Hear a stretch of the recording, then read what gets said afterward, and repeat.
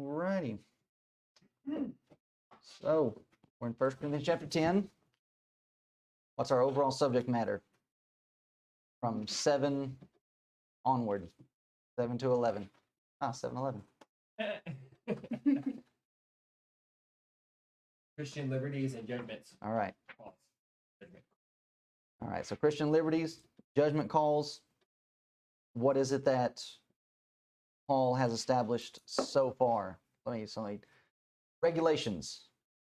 Do we have any regulations on how we make decisions in things that are not inherently sinful?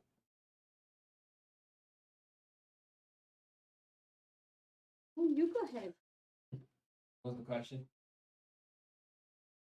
Are there as long as it is within esteeming the other more than you're not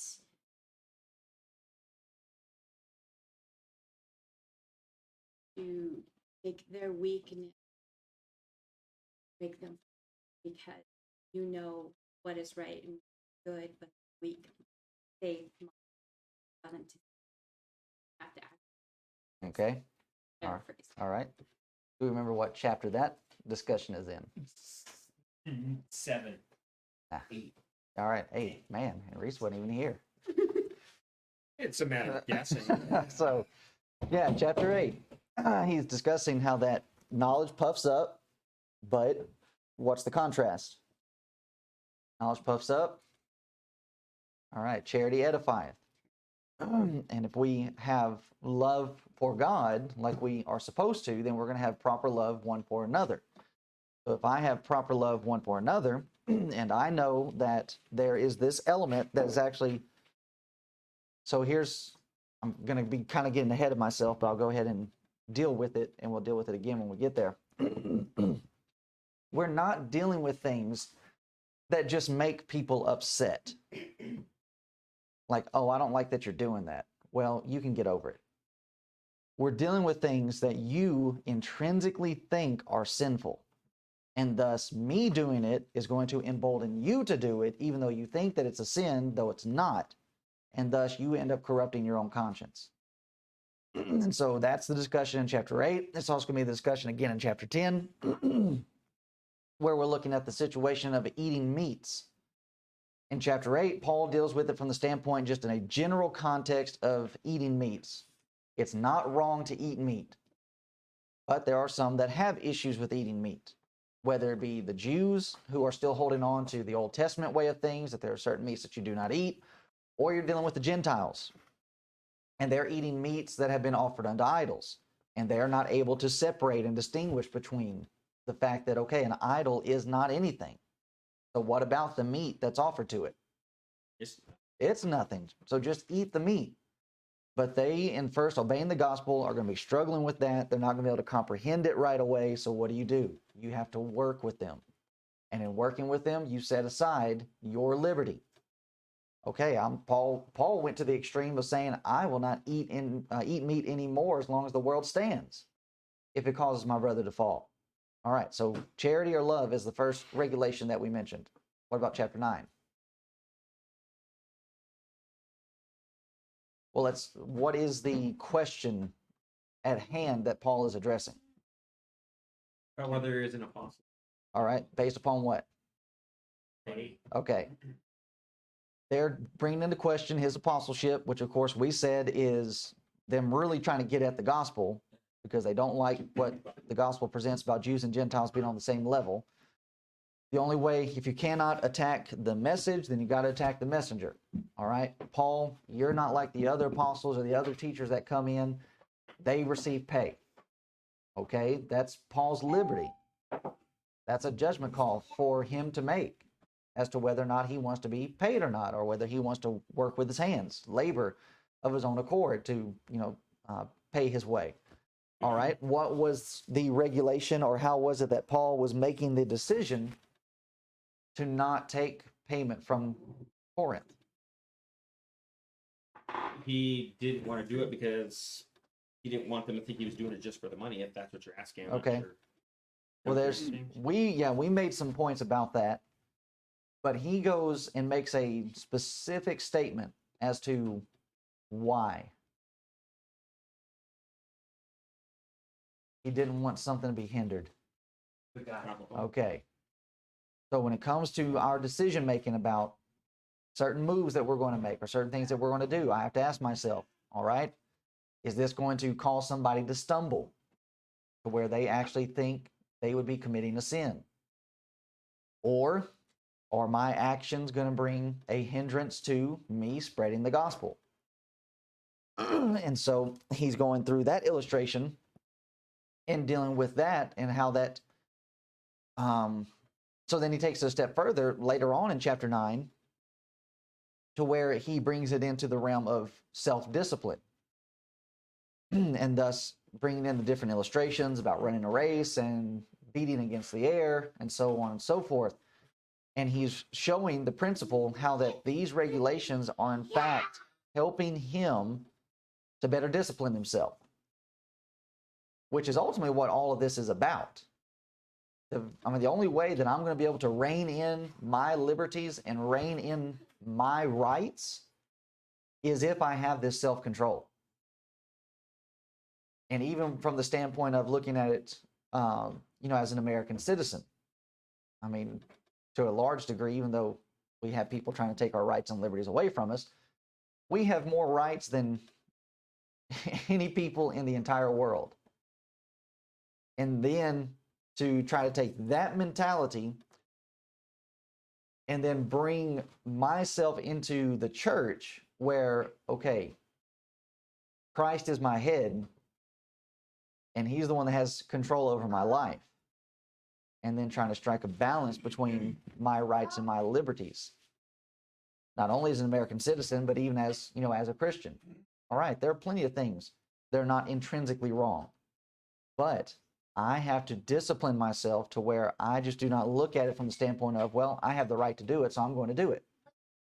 So like one of the big ones that would usually find us in hot water is about going to public beaches in the summertime. We would hit that super hard on television. And we would have a lot of brethren get upset with us. And I had my own classmates get mad at me when they went to, I think they went to Florida during the time frame when we were in school and we were given a week off for spring break. And it might have been around the time where everybody else goes on spring break.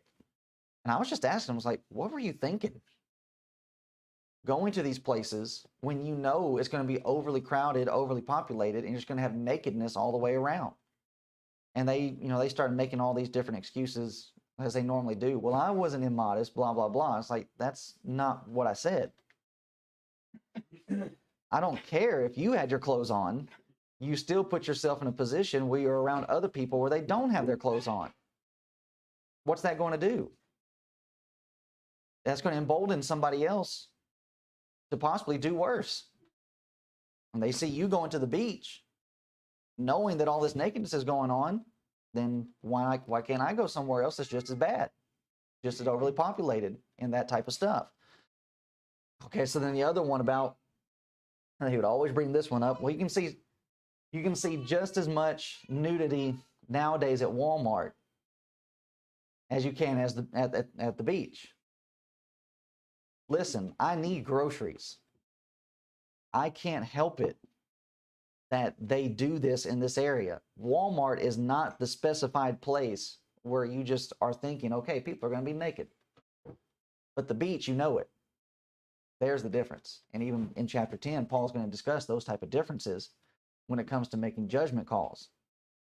Yes, I mean, as it gets warmer, just going out, you're going to see more nudity. Well, what am I supposed to do? Just stay home? No, Paul's already addressed that. You can't do that. You can't cut yourself off from the world. But just because it's out here everywhere around us does not then give me the liberty to then roam off into this other area where I know it's going to be. And that goes against the very thing that Paul told Timothy about fleeing youthful lusts. Okay, Paul tells Timothy, you run away from it, but then I've got brethren saying, no, we're going to run towards it. And then they go so far as to say, well, it doesn't bother me. I know you're lying now. There's not a red-blooded man that is not, that's going to put himself in that type of position and situation and not be bothered. One of the old time preachers, I think he had this type of argumentation thrown at him, and he just flat out said, if you can go and put yourself in that type of situation, you're either Superman or you're not a man at all. Insinuating that you're funny, not ha-ha funny. But that's the kind of stuff brethren try to do. And what is that? It's liberty. Now, is there anything intrinsically sinful about going to the beach? No. And if you can go to a place like in North Carolina, they have the Outer Banks where you reserve a house and sections of the beach, so on and so forth, where you're away from the rest of the population. Okay, fine. Do that. But don't go to Myrtle Beach during these time frames where you're just going to be surrounded by lasciviousness and putting yourself in a situation to be tempted. And that's just foolish, completely unwise, and goes against several principles as we have been established throughout the New Testament, even the Old Testament for that matter. All right, so he moves on from that to where we are in chapter 10. Now what's he doing in chapter 10? Doing in chapter 10? Yeah, well, in this first section of chapter 10, he's gone through all these illustrations about Old Testament Israel coming out of Egypt, wandering in the wilderness. Why is he bringing all that up? They were saved. They fell and were saved and called to. Okay. Watch yourself. All right, so he's impressing upon their minds and our minds just how important the previous point that he made about self-discipline is. That the children of Israel being brought out of Egypt, not appreciating the provisions and what God had done for them, and many of them God was displeased with, and many of them fell in the wilderness. If they were able to fall, then what about us? Certainly, we can find ourselves in a position of being tempted as they were. He even goes on in this section to mention how that we're not to lust after evil things as they did. And he goes into several different forms of the temptation. So, verse 13 is right around the place where we ended last time, where Paul is, so he's been a pretty big downer in the first section of chapter 10, where just constant illustration after illustration of people falling and being overcome. Now we get some encouragement from all of this. There hath no temptation taken you but such as common to man. When we're looking at the word temptation, has two possible meanings. Could be as in testing. Certainly, if we're looking at this from the standpoint of God, then it is going to be viewed as a testing of your faith, a testing of your dedication, just like it was with Abraham. And I think in the Old Testament, it actually says that he was tempted of God. Well, we know it's not a temptation like how the devil tries to tempt, because James tells us God doesn't tempt us with evil, neither can he be tempted with evil. So what he's doing is he's testing us, just like he did with the children of Israel.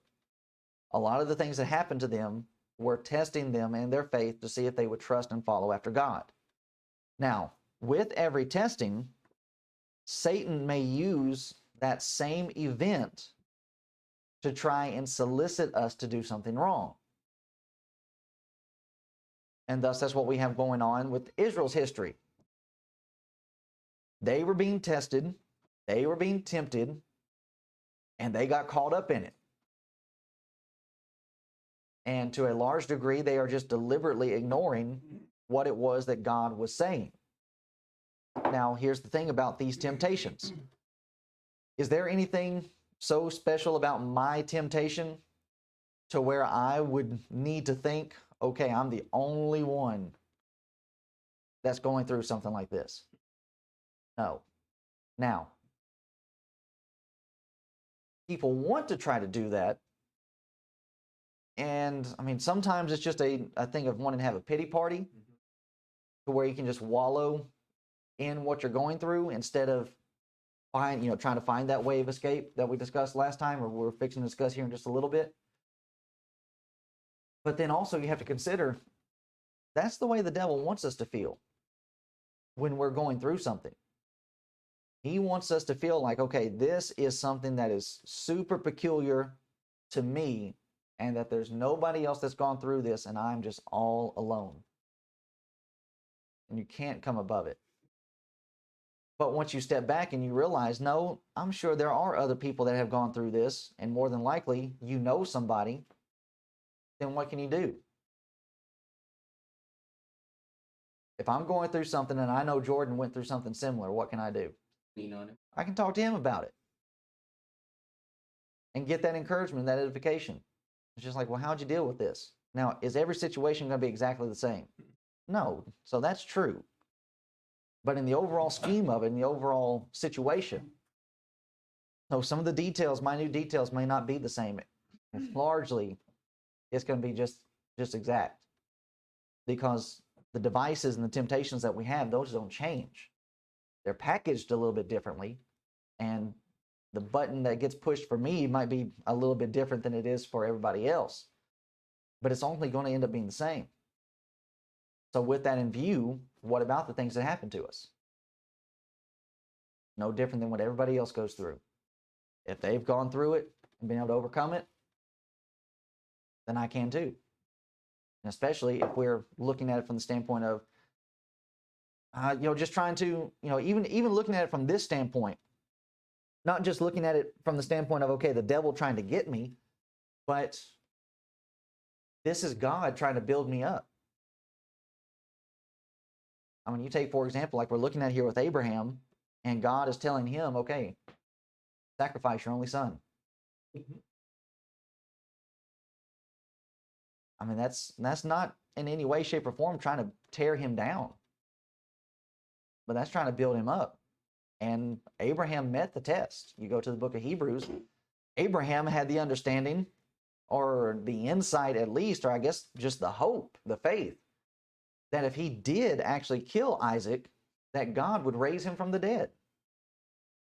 Now, that's a pretty big step, considering that, to a large degree, the idea of the resurrection is not predominantly taught throughout the Old Testament. I mean, it's there, but just this clear, this clear understanding that, okay, one day everybody's going to be raised. That's not there, and especially during Abraham's time. So for him to have that kind of faith, he was way built up.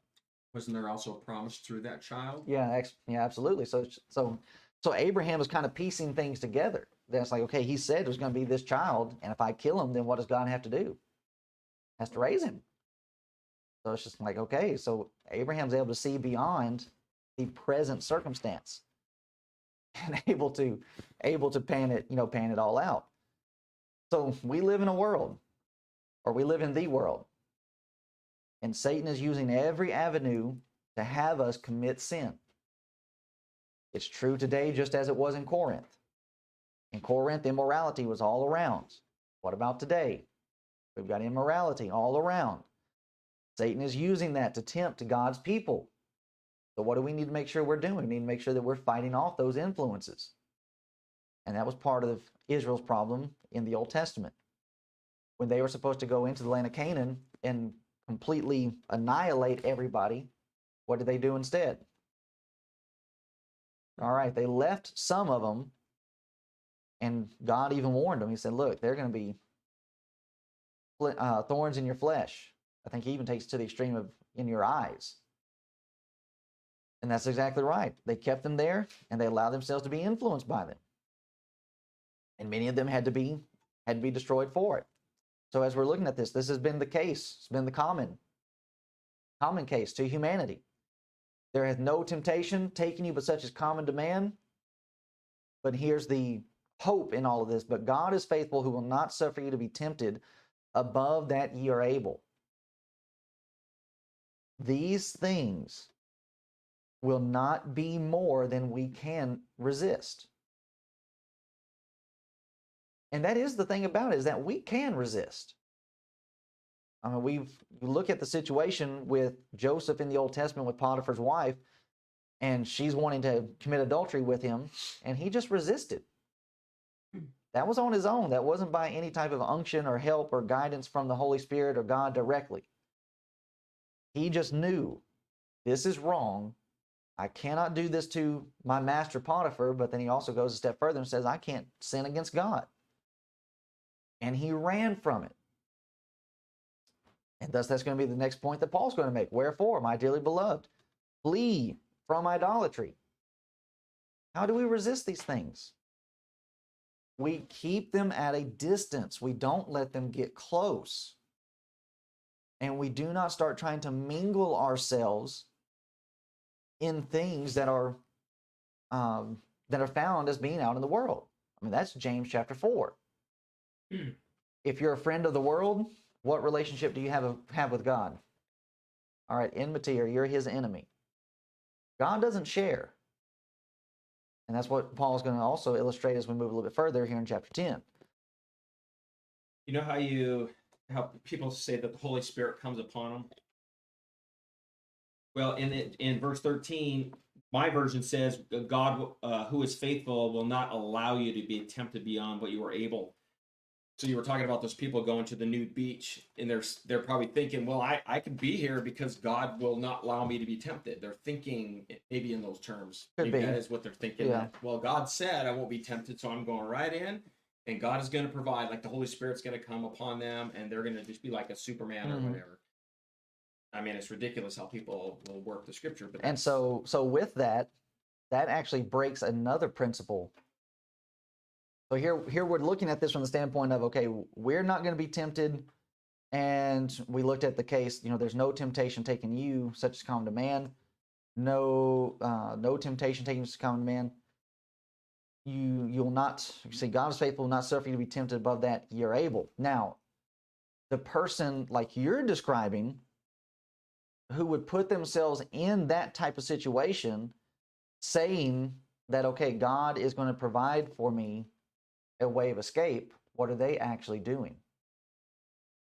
They are tempting God. And that's Matthew chapter 4, what you do not do. All right. So right there, I know that's not right because you've just broken another principle. Proverbs, reading the Proverbs, prudent person sees ahead. Mm-hmm. So you don't go there. They go there and say, okay, I won't be tempted, but you should have already not gone there. Bar or Right. anything. Oh, I got into a fight at the bar. Well, you shouldn't have been there. Yeah. And, Well, I wasn't and drinking. and- Yeah, but they were. Shouldn't have been there. so I was at the bar and I got in a fight in the bar and God only brought me out with a black eye. Yeah. It's just like, no, that's not what's going on here. well, he was faithful and got me out of there. Yeah, exactly. It's just like, no, you shouldn't have been there in the first place. Way to escape. And you being there is you trying to test God's ability. Just like the devil was trying to do with Jesus. Okay, if you're the Son of God, jump off the temple. And Jesus replies. And so at that point is where Jordan's bringing up the proverb. The devil uses the scriptures, but he uses it incorrectly. He's not going to allow you to dash your foot upon a stone. Well, that is true, but God didn't tell me to do this. So for me to just jump off and flaunt myself as being the Son of God, what is that doing? That is tempting and testing God. And which Paul's already made mention of that. And he's asked the question, shall we tempt Christ as they did?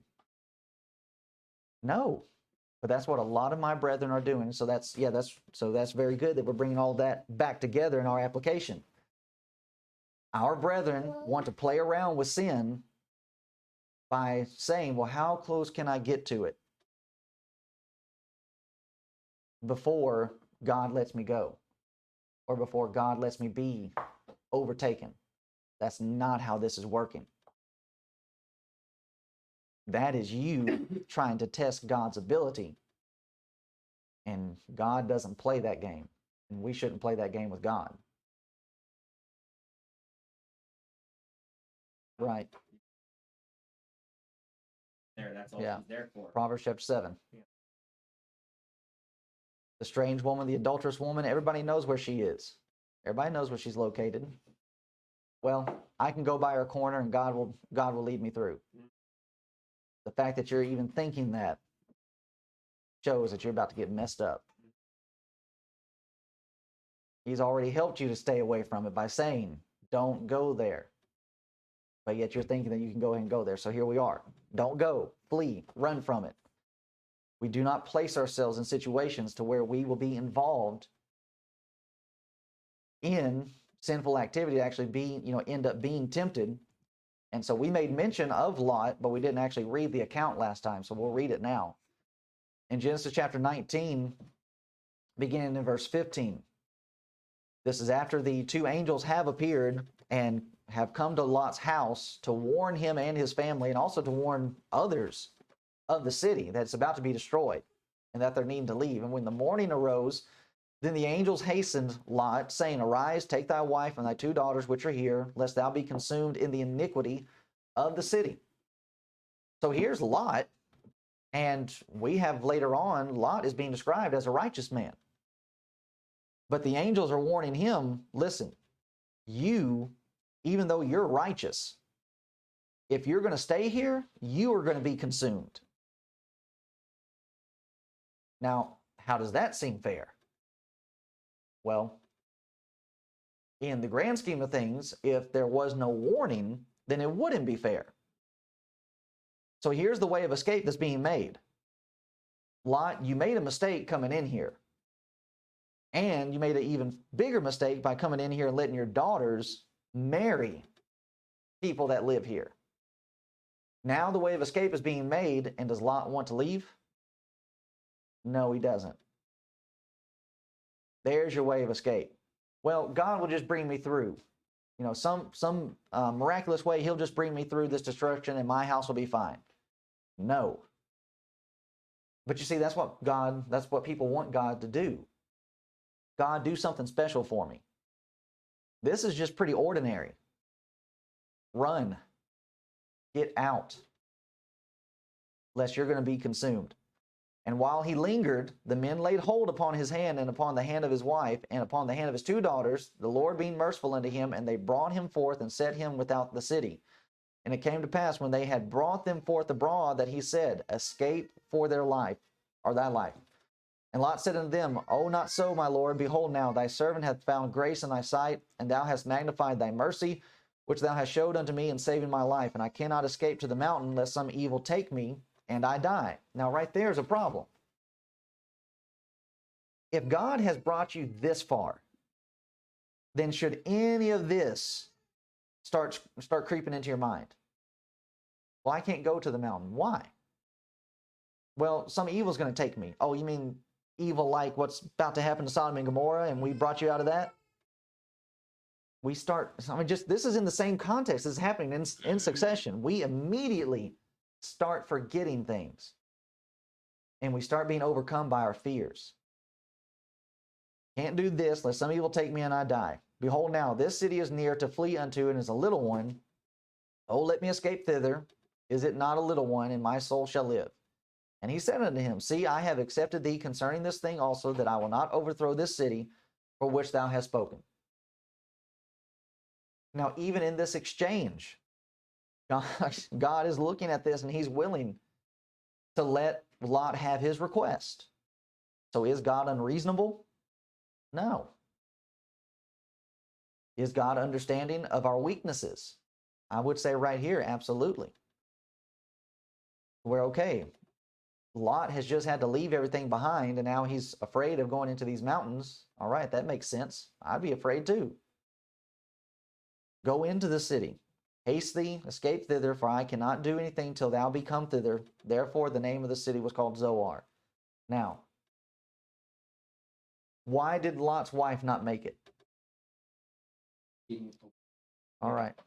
So God made a way of escape for them. And in that way of escape was the command being given, do not look back. So the way was made, a door was opened, everything was arranged for them to get out and to avoid destruction. She did not do as 1 Corinthians chapter 10 and verse 14 presented. Flee from it. Just run. And when confronted with the choice, the decision that has to be made as to whether I'm going to listen to God or I'm not, she failed that temptation. She failed that testing. when we, or anybody, when we find ourselves being confronted by Satan with something that would encourage us to do evil, we do not have to give in to it. We can, in fact, resist it. A way has been made for us to escape. This is true of Corinth. And as we're saying, we're still reading these things. So they're still here for our application. They were able to escape the immorality that they had. We can escape the immorality that's around us. A lot of it is going to be boiling down to a proper pointing out of immorality. And so a lot of our brethren have fallen into the same trap, like what you guys are discussing about what's going on Facebook about not judging and not being combative or wanting to condemn people. Just simply calling out sin for what it is. And we have a lot of our brethren today that are just continuously wanting to blur the lines.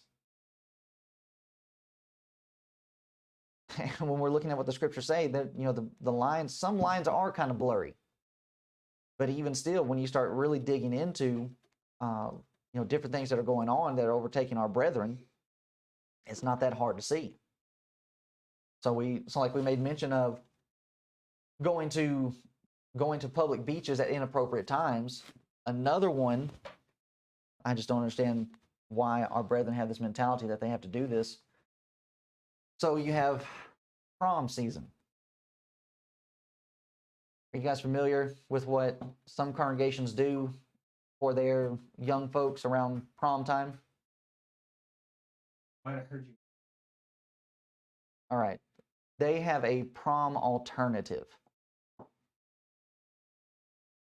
So they look at it from the standpoint of, well, we're not letting our children go to prom at the high school or whatever, where they're dancing and doing all these different things. But we have this other event over here, usually at the church building, and we let them come and experience prom, but it's over here. If you won't let them do it over here, why would you then start trying to mingle it in as being something pure and good over here? If you're wanting them to stay away from it, the last thing you're needing to do is start bringing in the situation where you start blurring the lines. If it's bad, it's bad, and just keep them away from it. And if you're wanting to do something else with them during that time frame, then do something else with them during that time frame. But don't start trying to call it prom while you're trying to keep them away from prom. All that does, if you do that long enough, like we're saying, it's just going to embolden, at some point, it's just going to embolden a generation that's going to come after them to where it's like, well, if we can have prom over here at the church building, why can't I just go to the high school? And there are a lot of young brethren that end up doing that. And that's the reason why we have such a problem with our young people and the generation that is my generation that's coming behind me, of being able to distinguish between what's actually sinful and what's not, is because our brethren want to try to mingle in worldliness with Christianity and just need to keep it separate. And you'll end up alleviating these problems, and people will know very clearly what it is they're needing to flee from and what they need to run from. So here's verse 15. Paul says, I speak as to wise men, judge ye what I say. So he's saying to them, I'm speaking to men that should listen and should be able to make a decision. So even right here, with many people that would have problems with Christians being involved in judging, Paul is saying very clearly right here, you need to make some decisions as to what's right and what's wrong. So he says, I'm speaking to men that should listen and make a decision. The next verse, he will lay down another principle. And he's going to address this new issue at the same time. Now, here's the principle and here's the issue. The cup of blessing which we bless, is it not the communion of the blood of Christ? The bread which we break, is it not the communion of the body of Christ? For we being many are one bread and one body, for we are all partakers of that one body.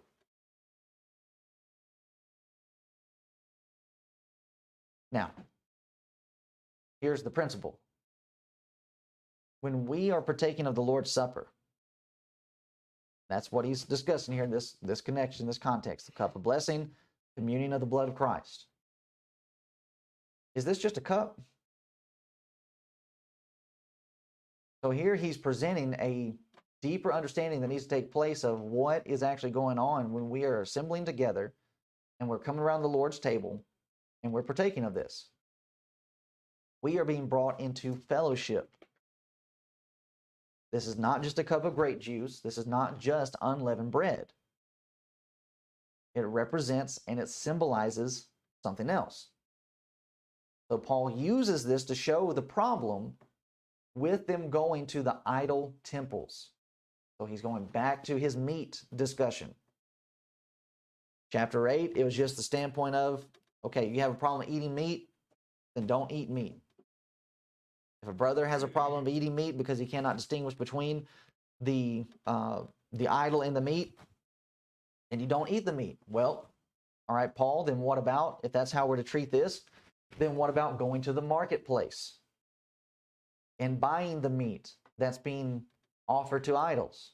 Okay, we're going to address that. But as we said, oftentimes with liberties, people will take that liberty and they'll run with it. Well, if you can go to the marketplace and buy meat that's offered to an idol, then I can just go to the temple and eat the meat that's being offered to the idol. No, you can't do that. That's not the same. And he's using that with the illustration of the Lord's Supper. To participate in worship, knowing that an idol is nothing. So Paul's not going to change his argumentation. He still knows that an idol is nothing. When they go to the pagan temple, they might think, well, I'm just here. I'm not participating and I'm not a partaker. But this principle that Paul is laying down, that shows it's not true. This is connected back to chapter 8. We are seeing liberty has a bleeding effect. I know an idol is nothing. I know that eating the meat is nothing. So here's the bleeding effect. So I can go to the pagan temple and eat because they are communing. They're not communing with anything. But do they know that? No. Therein lies the problem. I can't just look at this from the standpoint of me only. Like we said, this goes back to chapter 8. I know that an idol is nothing, but there may be somebody around the table that does not know that. And just because I know it doesn't mean that I get to go out and just do whatever it is that I'm wanting to do, even though I have the right to do it. So 1 Corinthians chapter 10, verse 16 again. The cup of blessing which we bless, that's the idea of giving thanks. There's not anything special about any particular blessing. I know that some would look at Matthew chapter 26 and Jesus with his apostles on the Passover, and he's blessing the cup and so on and so forth. And, that's some type of, really special relevance, but it's no different than what we would be doing today. It just simply is a giving of thanks. But when we're involved in doing this, Paul goes on and he elaborates and shows, is it not the communion of the blood of Christ? Communion means fellowship or a sharing with one another. So when we come together and we partake of the Lord's Supper, we're not just sipping a little grape juice and eating a cracker. We are communing together. We're being brought in fellowship. For we being many are one bread and one body. This is an indication of unity. When we come together and we do this together, we are becoming one. Now, this is important because the church of Corinth is plagued with division. How can you be divided and come and take of the one bread and be one body? You can't be. And so that's going to help him lead into his next discussion in chapter 11 about the divided assembly and how they're partaking of the Lord's Supper in vain. But when we're looking at it from this context, the division that Paul is honing in on is that you would have some that are going down to the temple, participating with idolatrous worship, and then trying to come back to the church and partake of the Lord's Supper. And Paul is going to show you can't do that. Verse 18, behold, Israel after the flesh, are not they which eat of the sacrifices partakers of the altar? So again, we're going back to Old Testament illustrations. A Jew bringing forth a sacrifice, brings it to the altar. A portion of that is being burned. That's God's portion. Another portion gets cooked, and the priest takes of that. That's the priest portion. What about the rest of it? It goes back to the Jew that offered it, and they eat of it at their home. What is all of that showing? God is eating, the priest is eating, the Jew is eating. Eating is fellowship. We are communing with God through the sacrifice. So when they offered a sacrifice, they're not just burning an animal. They were all partakers together. You are being brought into fellowship and unity with God. Verse 19, what say I then? That the idol is anything, or that which is offered in sacrifice to idols is anything?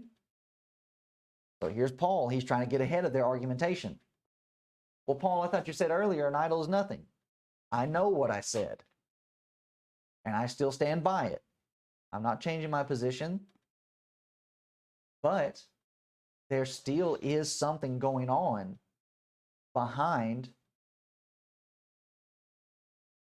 the offering of this, the offering of these things to the idols, just like the bread and the fruit of the vine.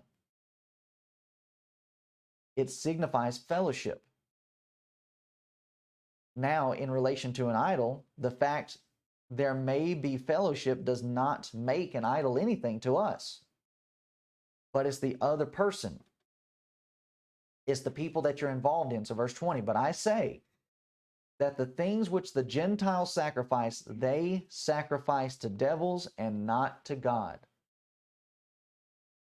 So there's the problem. This is why you cannot go to the idol's temple, eat the meat there, because what is the conscience of those people there saying? That you're with them. We are sacrificing, well, they believe it's to gods, but we know it's to devils, and it's not to God. And he goes on to say, and I would not that ye should have fellowship with devils. So individuals would try to go in and they would try to separate between the two. Well, good luck trying to do that when you try to partake of the Lord's Supper. Try to separate what you're doing from being brought into fellowship with God. You can't. So going into this setting where worship is going on and sacrifices are being made, you cannot separate. You are partaking and joining in with them. So to put this into some of our modern day application, it would be like, so I mean, here we are, we're assembled together, and in our next little bit, we're going to partake of the Lord's Supper, and that'd be like I partake the Lord's Supper with you guys, and then later on this evening I go over to the Baptist church, and I go over there and assemble with them and sing and pray and just partake in their worship like we're all the same.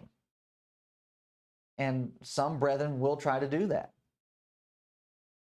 They will try to go and be with people that they're familiar with and partake in everything that's going on, but then when they get questioned on it, they will try to say, well, no, I know they're not right. And, even though I'm there with them, I'm, in my mind, I'm thinking about how God is to truly be worshiped.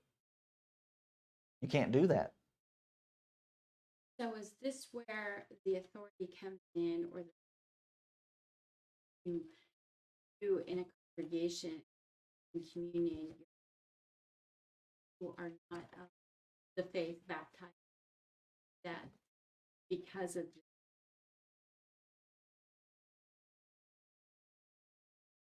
Ask it again. How do we bypass? Oh, right. Yeah, because he's not in fellowship. right, And we know that, but is this where it's at home to say, hey, this is the pattern behind this? Yeah, I mean it would be, and when it's like when opportunities like that arise, this, along with Matthew chapter 26 in reference to the kingdom and different things like that, would be a good combination to use with individuals. So let's take it a step further.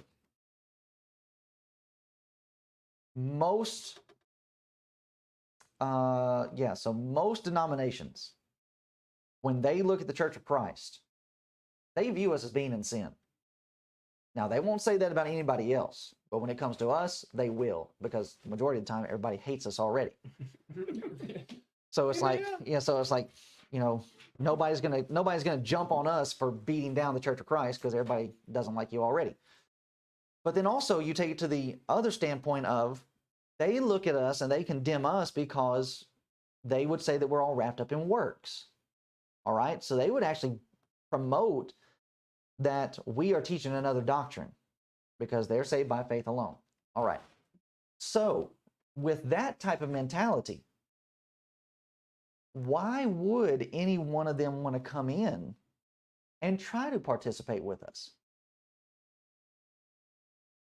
So you see right there, if we actually look at it from that standpoint, we flip it back on them to where it's like, look, you don't think we're saved anyways. So why would you come in here? I mean, we're glad that you're here.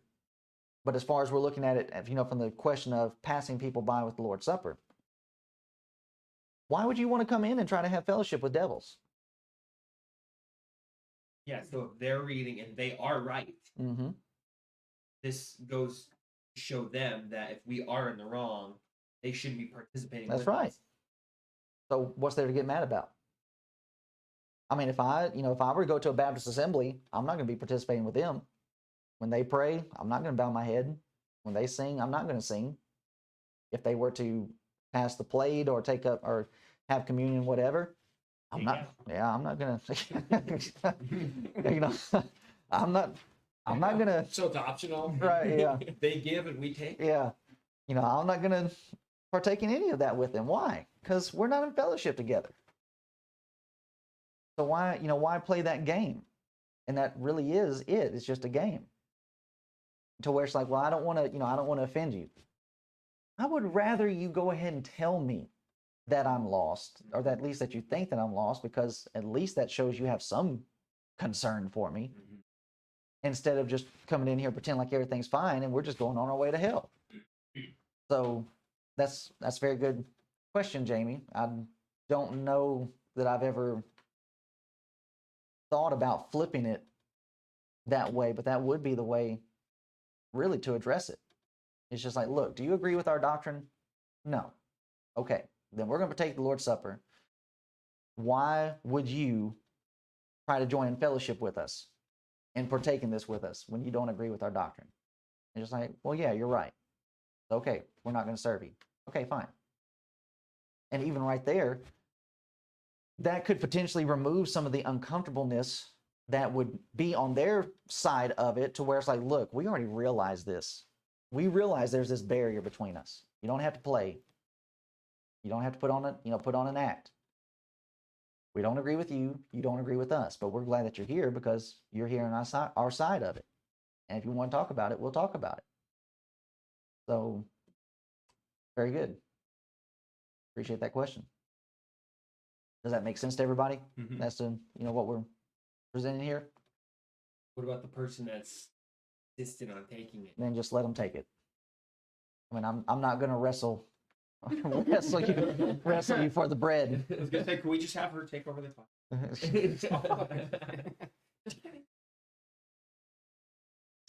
Yeah. You know I'm joking. Yeah. Yeah. He's just jealous that he didn't think of it. Yeah. Just trying to take Well, I'm just a drooling, sloping, foreheaded, not very smart, and we got all these smart people here. But I redeemed. I married you. And you won. So in spite of their knowledge, still when you participate, you are engaging in fellowship with devils. So right there, our knowledge does not go over what it's going to do to other individuals. Verse 21, you cannot drink the cup of the Lord and the cup of devils. You cannot be partakers of the Lord's table and of the table of devils. You cannot have fellowship with Christ and demons, idolatrous gods. So you cannot participate in their worship. Do we provoke the Lord to jealousy? Are we stronger than he? No. God does not share fellowship. We are his bride, and a husband does not share. And so when we're looking at it from this standpoint, this is in fact, as we're saying, it's hemming us in. It's cutting us off from a lot of things. Are we special that God will make an exception? Now that's how a lot of brethren think about themselves. They think that grace is going to cover everything. No, that's not how grace works. Grace is like a parachute that you only pull when you're in trouble.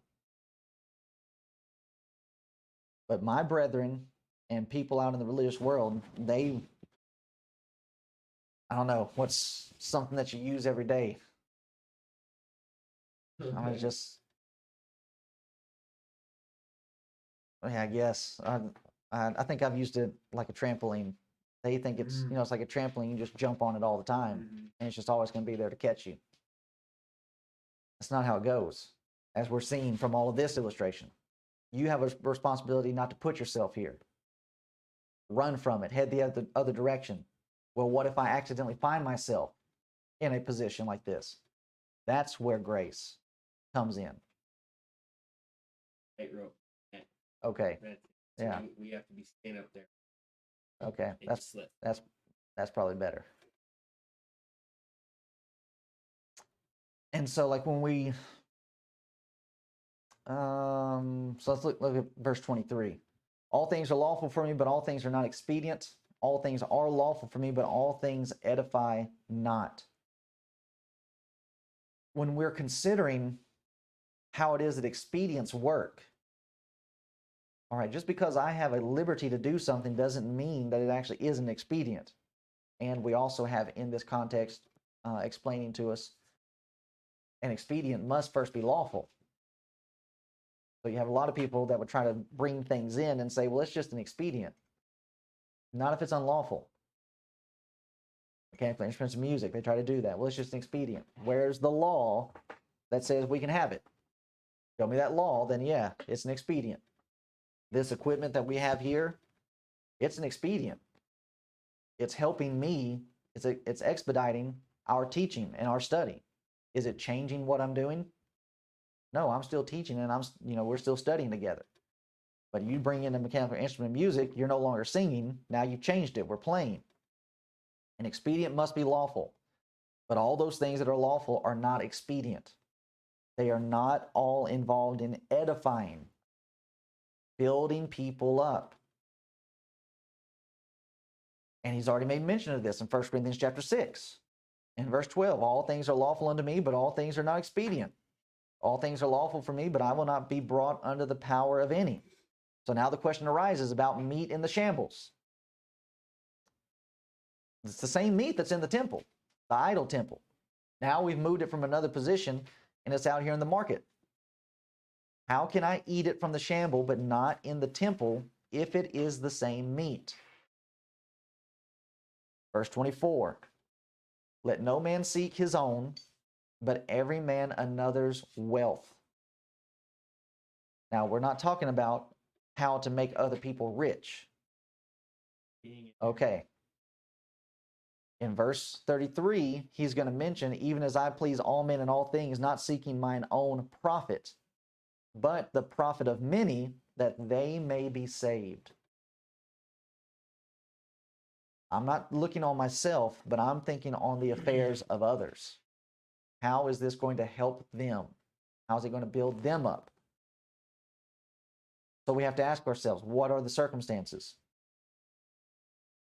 Verse 25, Paul says, whatsoever is sold in the shambles, that eat, asking no question for conscience sake. So the principle is being laid out. that there's a difference in meat at the temple and there's a difference in meat that's in the market or your house. If you see the meat at the temple, what do you know it's being used for? Idol worship. But if you're out in the marketplace and there's meat hanging and you want to buy it, it could have been used for anything. So here Paul says, don't go into the market and start looking at every piece of meat and start asking, was that offered to idols? Was that offered to idols? You might go hungry. You might. And it's just like, just leave it alone. Just eat it. Don't ask questions for conscience sake. An idol is nothing. Eating meat is nothing. Just buy and eat the meat. So the meat has been removed from the temple. It's just meat. Separated from idolatrous worship. And then we have verse 26. For the earth is the Lord's and the fullness thereof. So what's he showing there? There you go. Yeah. The meat is pure. Because the meat was given to you by God, not Satan. It was the place that the meat is being used / eaten that causes a problem with the meat. So even in Psalm chapter 24 and verse 1, the earth is the Lord's and the fullness thereof, the world and they that dwell therein. Everything that we have is given to us by God, so there's nothing wrong with it. It's only when man gets his hands on it and starts putting it towards some other usage is where we start running into the problems. Now, 27, 28, 29. If any of them that believe not bid you to a feast. So now we've moved from the marketplace. We've gone from the temple to the marketplace. Now we're going to somebody's house. If any of them that believe not bid you to eat to a feast, and you be disposed to go, whatsoever is set before you, eat, asking no question for conscience sake. So just like at the meat market. You see meat, you want it, buy it. Don't ask any questions. But if any man say unto you, this is offered and sacrificed unto idols, eat not for his sake that showed it, for his for conscience sake. For the earth is the Lord's and the fullness thereof. Pagans do not just worship idols in the temples. They have idols all over the place. So idolatry is everywhere, and idolatry is going to be going on inside of their homes. And what the host ends up saying will change the nature of your action. If you're in the marketplace and the seller tells you, oh, this was just brought from the temple. All right, I'm going to find some other meat to buy. Because he's bringing it up. If I go to somebody's house and they start bringing it up, it's like, oh, this was offered unto an idol. What are they trying to tell you? We're worshiping. And the very fact that you have brought that up now moves me into a position where I have to say, well, okay, I can't participate. I can't eat. The idol is still nothing. Notice here, for the earth is the Lord's and the fullness thereof. There's nothing wrong with the meat. The idol is nothing, but this man does not know any better. This person that's brought you into their house, they don't know any better, and he will see you as participating in his worship. So for his conscience sake, not mine, it's his sake. My conscience isn't bothered. But it's for his sake that I'm now refusing to partake of this meat.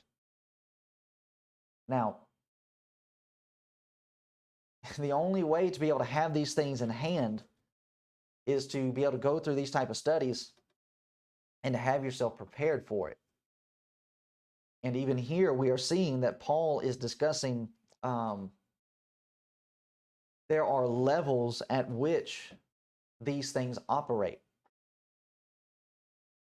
So like for me personally, I do not like to eat in places that have bars. Just because I know what goes on when people drink. I don't want to put myself in that type of situation to where I'm going to be around it. And then I'm not sure how it is in Montana, but I think it's the same across the board. In order for them to sell hard liquor, they have to sell a certain amount of food. So me going in and buying their food is only helping them to further be able to sell their hard liquor. Now, I do not like, and most of the times I won't go into places that have bars, but then I go to the grocery store and they sell booze. All right? Is that inconsistent? Or are we looking at degrees here? It's a different degree. I need groceries. And I can't help it that they're selling booze there. But as far as it goes to this other situation where it's just you are, and then on top of that, people cannot go into Walmart and start drinking their beer. They could. I mean, they might. Naked people. Pretty much is a bar. Yeah. So, but it's just, it's the thing of trying to make sure that we are keeping ourselves from these areas that will, separate us as being Christians. Another illustration. Cannot remember. We're running out of time. Where this would come into play. Oh, sorry. I thought you. Pencil. Yeah. You look like you're raising your Yeah. I don't know, I called him. But I mean, it's so even with that, okay, so here's what I was trying to think of.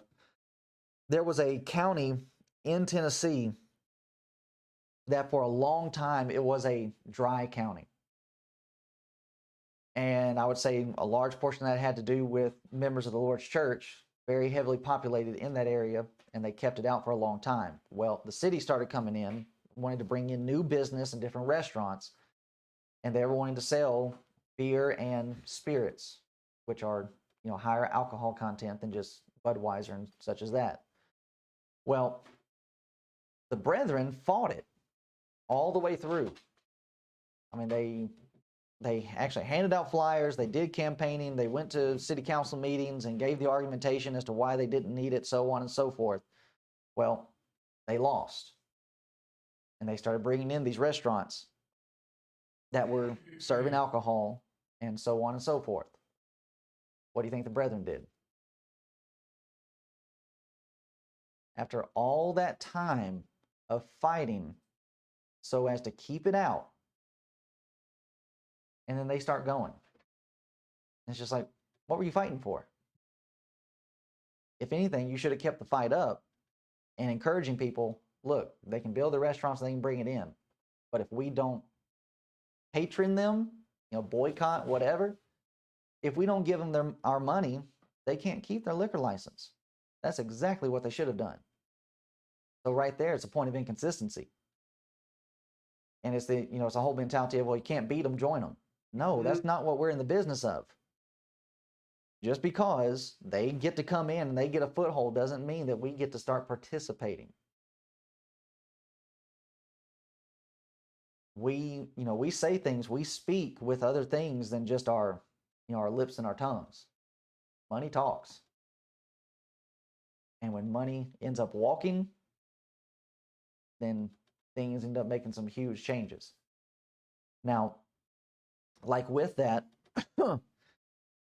I realize that that's not something that can be done across the board.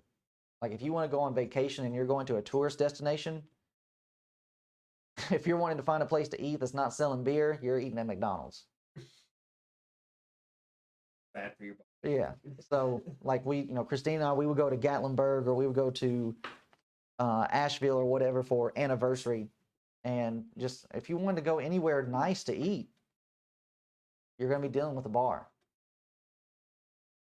So it's in those type of situations like, what are you really going to do? There's not a whole lot you can do. But when I'm at home and, this isn't a tourist spot where you've just got a ton of people and all they're wanting to do is just come out and drink. There's plenty of options where you can go. Where you got mom and pop places where they're not selling alcohol. Okay, I would much rather go there then go to Applebee's. Let me give my money to somebody who's actually a real help to the community instead of over here to Applebee's. So that was the other thing. When we're looking at this from the standpoint, this will be our last illustration example. When we're looking at it from the standpoint of buying in the marketplace and asking no question for conscience sake. How many businesses do you go to that are operated by brethren? Now, a lot of people don't even think about it. Albert Custom Canada. Okay, all right. So most of the time when you go and you're buying supplies or your groceries and whatever, where's your money going to? I don't know, and I don't ask because I don't have to ask. I'm needing a supply. Whatever you are doing with my funding, I don't know what's going to. I don't have to ask. Now, what if I go into a business? So, like in Virginia, one time, there was I don't know if it was just one Wendy's or if it was the whole chain of them in the town. One of the Baptist churches had gotten in with them for some type of event to where a certain percentage of the proceeds or whatever that they took in was going to go towards this Baptist church event. Okay, now you've just changed the situation. Before, I don't know what you're doing with the money. I don't necessarily care. I just need food. But now that you're telling me that, a portion of this is going over to the Baptist church, I'm not buying any food. So if you like going to a hardware store or whatever, and the guy happens to be in a denomination and he's got an advertiser up where he tells you, we're taking a certain amount of our proceeds and giving it towards such and such church. Well, I'll come back when you're not doing this, because now you've just changed it to where I'm now seeing that my funding is going directly towards this. And giving of money is fellowship. It's participation. It's communion together. I'm not going to do that. Now, I understand that the denomination is nothing. I understand that I need supplies. But what about the person who's telling me that? How are they going to see it? And, yeah, and especially if they know that I'm a preacher. Just, okay, we've now moved ourselves into a different area that we've got to be mindful of. And I could say in my mind, I don't care. But that's not going to help the cause. And that's an area where we have to be disciplined enough to be able to pull ourselves back and restrain ourselves to ask those questions. Is this going to edify? Is this going to help or hurt my influence, the influence of the church? Is it going to help or hurt the spread of the gospel? And those are difficult things to do, especially when we want to do something or when we think that we need something. But we're serving something bigger than ourselves. We're serving God and we're also serving others. So we got to verse 29. Is that right?